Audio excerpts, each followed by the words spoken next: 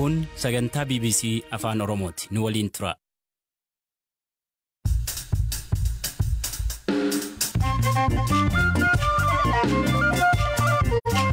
Akka mooltan dhaggeeffattoota keenyaa sagantaan keenya eegaleera.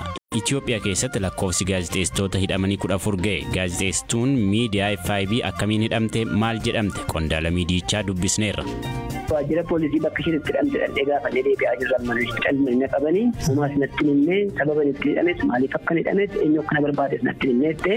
Tapha xumuraa Champions League Awurooppaa baranaa sanbata borii Paarisitti geggeeffamuuf Madridiif Liverpool wal eeggataa jiru. Kanarrattis gabaasa qabna. Albama artist Hacaaluu Hundeessaa dabalatee wantoota Itoophiyaa fi Afrikaa keessaa galmeessaa ka jiru. Galmeen wantoota dinqisiisoo Afrikaa maali? Dhaabbanni galmee dinqisiisoo Afrikaa kun erga hundaa'ee amma gara ji'oota 8 ta'eera. Qabatamaadhaan erga hojii jalqabne ammoo ji'oota 3 darbeera.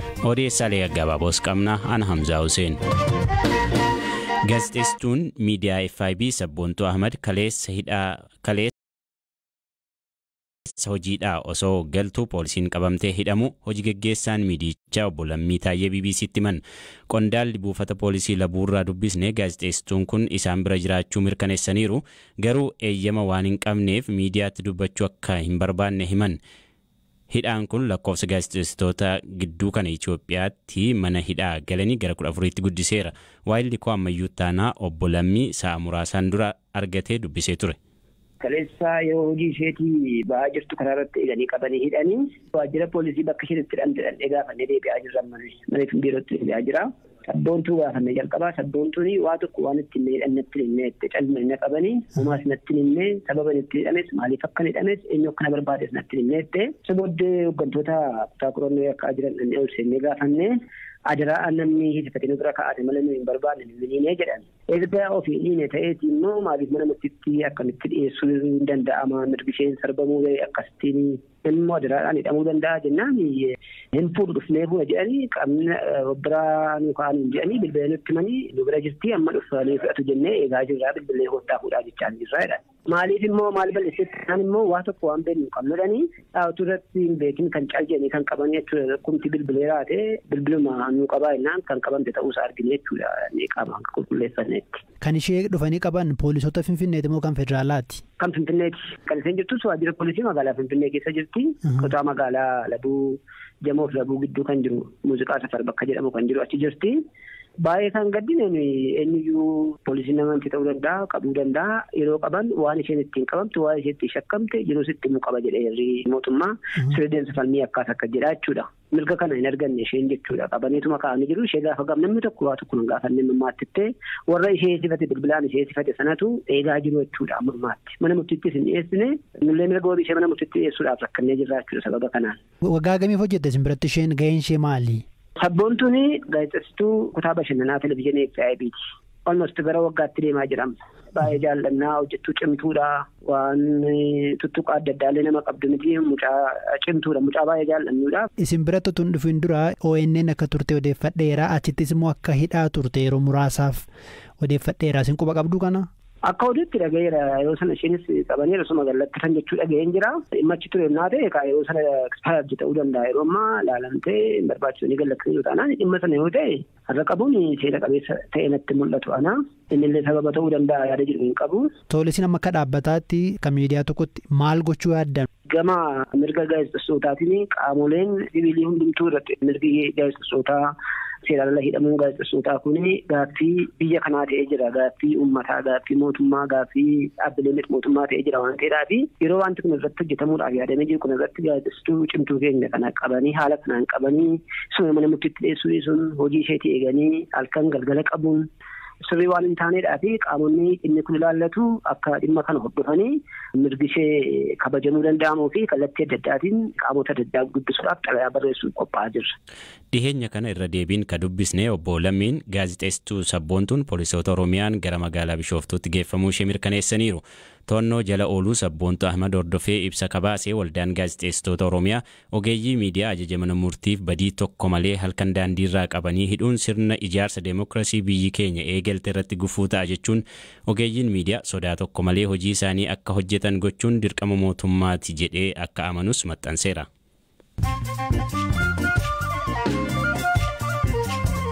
Odeessaalee gaggabaaboo baaneerraa qorannoon Paalestaan ajjechaa gaazexeessituu Aljeeziraa Shiriin Abuu Aqlaa irratti geggeesse loltuun Israa'el ta'e jedhee ishee ajjeese jedhe.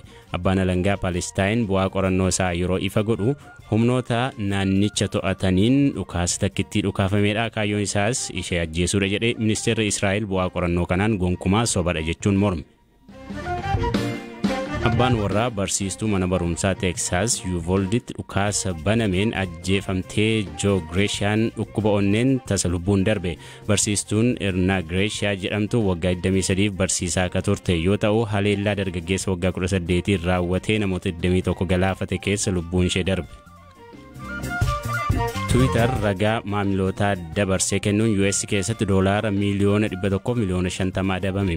Miidiyaan hawaasummaa fayyadamtoota hedduu qabu waliigaltee qaamolee qabiyyee fi ragaa maamilootaa hordofan waliin qabu cabsuun manni murtii US ibseera. Twitter ragaalee maamilootaa akka lakkoofsa bilbilaa fi iimeeyil qaamolee beeksisaaf dabarsee akka hin kennine waadaa qaba.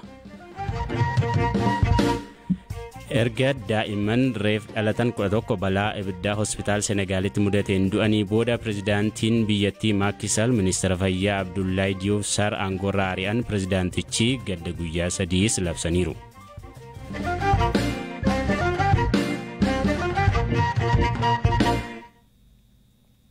Kanaan dura wantoota dinqisiisoo dandeettiiwwanii fi kalaqaawwan akkasumas uumamni adda ta'an kan irratti galmaa'u galmee dinqisiisoo addunyaa irratti. Ji'oota muraasaan asitti immoo Itoophiyaatti galmeen dinqisiisoo Afrikaa hundaa'uun wantoota dinqisiisoo Itoophiyaa fi Afrikaa keessa jiran galmeessuu jalqabeera. Kubbaaniyyaa haadha waan Afrikaa Initiative jedhamu jala ka jiru jaarmiyaan galmee dinqisiisoo Afrikaa haga ammaatti Itoophiyaa keessaa wantoota 14 galmeessuu ibseera. Albamni Hacaaluu Hundeessaa maal mallisaa jedhus Itoophiyaa keessaa gabaa muuziqaa addunyaa irratti dursuudhaan galmee dinqisiisoo Afrikaa irratti galmaa'uufi. Ofii galmeen dinqisiisoo Afrikaa Itoophiyaatti jalqabee maali? Hundeessaa fi hojii geggeessaa galmee dinqisiisoo Afrikaa kataan obbo Ashannaa fi Alamuu haala hundeeffamaa fi hojiilee dhaabbatichi hojjetu irratti BBC waliin turtii taasisaniiru. Yoom hojii akka eegale ibsuun eegalu. የአፍሪካ ድንቃድንቅ መዝገብ ከተመሰረተ ወደ 8 ወር ሆኖታል። ኦፕሬሽናል ሆኖ dhaabbanni galmee dinqisiisoo Afrikaa kun erga hundaa'ee amma gara ji'oota 8 ta'eera. Qabatamaadhaan erga hojii jalqabne ammoo ji'oota 3 darbeera. Dhaabbata kana hundeessuuf kan nu kakaase tokko qabeenyi keenya qixa sirriin hin beeksifamne. Hojiin miidiyaa keenyaa booddeetti hafaadha. Waa'ee keenya beeksisuu caalaa warri adiin waa'ee keenya maal jedhu jenneet eegna. Gootota keenya hin dhaadheffanne. Kanaaf gootota keenya hamma warri adiin beekamtii kennaniifitti eegneeti ka beeknu. Nuti immoo gootota keenya ilaalcha keenyaan madaala keenyaan uummachuu qabnaa jenneeti ka kaanu. Obbo Ashannaafiin akka jedhanitti hojii ijoon galmee dinqisiisoo Afrikaa Itoophiyaa fi Afrikaa beeksisuudha. Galmee kanarratti maaltu akka galmaa'us akkanaan himan. ሰዎችን ብቻ አይደለም የምንመዘግበው ኢትዮጵያ ላይ ያሉ የወፍ ሀብቶች ሪከርዶች nuti kan galmeessinu namoota qofa miti. Bineensota Itoophiyaa keessatti qofa argamanis ni galmeessina. Wantootni Itoophiyaa keessatti qofa argaman hedduutu jiru. Garuu wanti beekame muraasa. Kanaaf nuti wantoota adda ta'an kanneen Itoophiyaa keessatti qofa argaman galmeessina. Wantootni adda jedhamanii galmee dinqisiisoo Afrikaa kanarratti galmaa'an gosa hedduudha. Namoota, bineensota, ispoortiidhaan, kennaa addaa kalaqaan uumama adda addaa hunda kan hammatu ta'a. Nuti of dandeenyee hojjechuu barbaanna ka jedhan obbo Ashannaafiin garuu dhaabbata galmee dinqisiisoo addunyaa waliinis hojjechuuf waliin dubbachaa jiraachuu himaniiru. Dhaabbilee Afrikaa akka gamtaa Afrikaaf IGAD wajjin wal dubbisuu jalqabuu himan.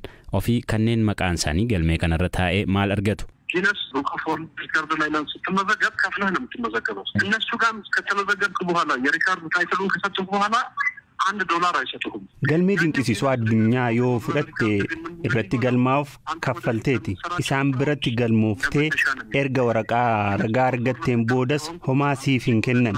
Badhaasni guddaan achirratti galmaa'uu keetiin argattu garuu carraan waan siif banamuuf karaa ittiin fayyadamtu argatta jechuudha. Nutis galmee dinqisiisoo Afrikaa kana hundeessinee erga namoota baasuuf jalqabne namootni galmaan carraan banamaafii jira. Amma fakkeenyaaf dubartiin Itoophiyaatti rifeensa dheeraa qabaachuun galmeessine dhaabbileen dibata rifeensaa oomishan ambaasaaddara godhataniiru. Kuni carraa isaan argatanidha. Kan biraa dheerinaan Itoophiyaa keessaa riikardii qabatee kan galmeessine Nagahoo Jimaa maqaa isaatiin magaalota Oromiyaa 4 keessatti fiigichi qophaa'uuf adeemsarra jira. Kanaaf namoota galmaaniif carraa guddaatu banamaa deemaa jechuudha.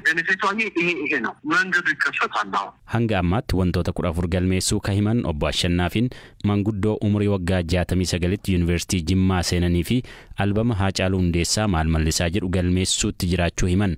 Maal mallisaa waggaa har'aa yeroo gadhiifamu artistoota bebbeekamoo idil addunyaa ta'an hedduu gulantaa gurgurtaa idil addunyaa irratti dursaa ture. Gabateewwan gurgurtaa muuziqaa Ameerikaa, Ingiliz, Kanaadaa fi Awustiraaliyaa dursuudhaan to'atee ture. Kuni gabaa muuziqaa Itoophiyaa keessatti waan takkaa argamee dhagahamee hin beekne. Galmeen dinqisiisoo Afrikaa kun Afrikaa hunda ni hammata ka jedhan obbo Ashannaafiin guyyoota 20 booda gara Morookoo deemuuf jiraachuu himan. Morokootti haati biyya maalii tokko si'a tokkoon daa'imman 9 deessee turte. Kun rikoordii addunyaati. Nutis qaamaan achi deemne beekamtii kenninee fi galmee kanarratti galmeessina jechuun dubbataniiru.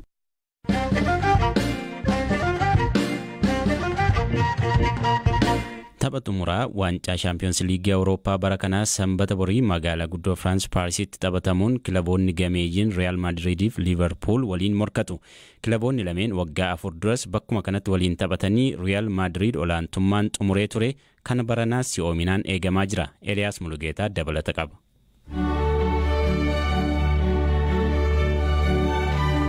Nami kubbaa miilaaf jaalala qabu kamuu taphi kun akkas jala darbuun fedhu. Kanneen fedhii kubbaa miilaa hagas maran qabnellee waa'ee falmii kanaa asiinis ta'e achiin dhaga'anii jiru. Seenaa Champions League Awurooppaan marroo 13f waancaa kaasuun morkataa kan hin qabne Real Madrid kilaba marroo 6f shaampiyoonaa ta'an Liverpool wajjin falmii cimaa taasisu. Kilabni cimaa Spain keessaa Madridoonni tapha gulaallirraa eegalanii akkitti waancaaf ga'an ajaa'iba waan jedhamuu danda'udha. Chelsea, PSG fi Manchester City akka isaan irra aanan namoota hedduu raaje. Taphoota kanneen mo'amanii roosoo jedhamanii taphicha obba'uuf wayita jedhutti qilleensi milkii gara isaanii goruun mootu. Jifataan isaanii Karim Benzema yeroo kamuu caalaa ga'umsa bareedaarra argama. Taphoota Champions League baranaa irratti galchiiwwan 15 lakkoofsuun kan dursaa jiru Benzemaan La Liga Spain irrattis gooliiwwan 27 galchuun taphataa urjii ta'uun baricha xumureera. Waa'ee kilaba isaa isa biraa Vinicius Junior yoo kan ilaallu ta'e akka baranaatti gooliiwwan hedduu lakkoofseen beeku. Taphattoonni ciccimoon lamman kun tapha sanbataan sarara ittisaa Liverpool akkaan qoru jedhamee eegama.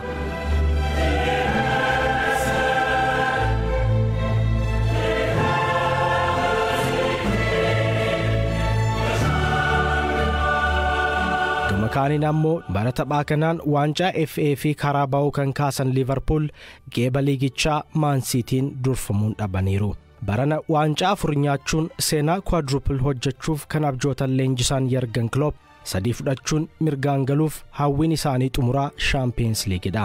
Klopp waa'ee garee isaanii oggaa dubbatanitti dhugumaan taphattoonni kunniin addadha jedhaniiru. Waancicha injifatanii deeggartoota isaanii qiliixamsuutti galchuuf qophaa'uu isaanii ofitti amanamummaan dubbataniiru. Waa'ee tapha kanaa gaafatamee kan ture Benzemaan Liverpoolonni tarii waancaa kana akka mootan yaaduu danda'u. Nutis kan barbaannu isa kana jedheera. Leenjisaan isaanii Carlo Ancelotti gama isaaniitiin sararri gidduu taphattoota muuxannoo hedduu qaban Modric fi Kroosiin durfamu Benzemaa fi Vini Junior wayitatti dabalaman sodaachisaa ta'a jechuun dhaadatan. Gannaa furiin dura tapha waancaan Madrid wayita Liverpool injifatu miidhamaan dirree keessaa kan ba'e Mo Salah falmii boruutiin haaloo akka ba'u barbaadu dubbateera. Taphni waancaa Champions League Awurooppaa addunyaan si'aayinaan eeggatu boru sanbata xiqqaa galgala sa'a 4tti biyya Faransaay Stade de Francetti gaggeeffama. Gaaffiin eenyutu irra aana jedhus gaafas deebii kan argatu ta'a.